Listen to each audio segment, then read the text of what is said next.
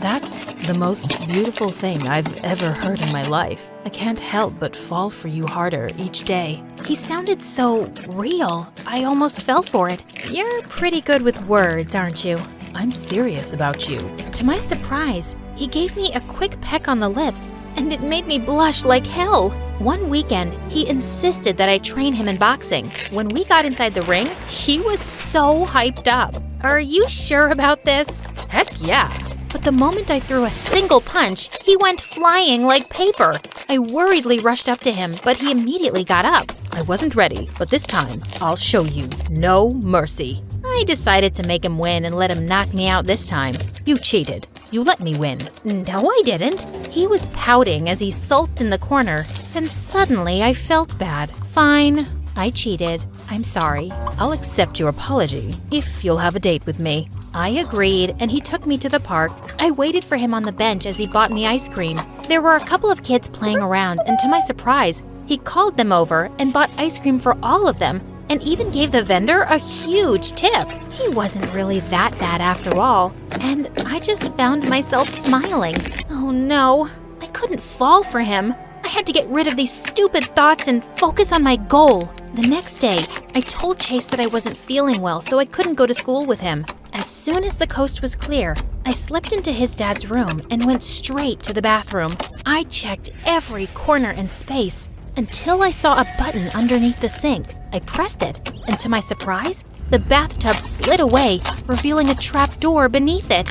I tried all the combinations in the passcode lock until it finally opened. I went down the stairs, and I couldn't believe my eyes. The room was full of gold bars. I immediately called Lewis for backup, and while I was taking some pictures, someone suddenly smacked my phone out of my hand. It was Mr. Anderson, back from his trip, and he was raging mad. You little witch. Just in time, Lewis and the police barged in and finally arrested him. As he was being escorted out, Lewis came up to me and hugged me. Good work, future detective. I'm so proud of you. You can even get rid of that little punk and hang out with me again. I miss you. Suddenly, someone spoke from behind us. So, it was all about this, huh?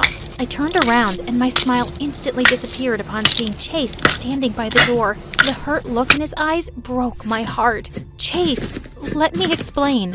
No need. Congratulations on your successful mission. I watched him walk away with tears in my eyes. I wanted to run after him, but I guess this was for the best. I didn't see him again, and he also never contacted me. I should be happy I was done with him, right? Wrong.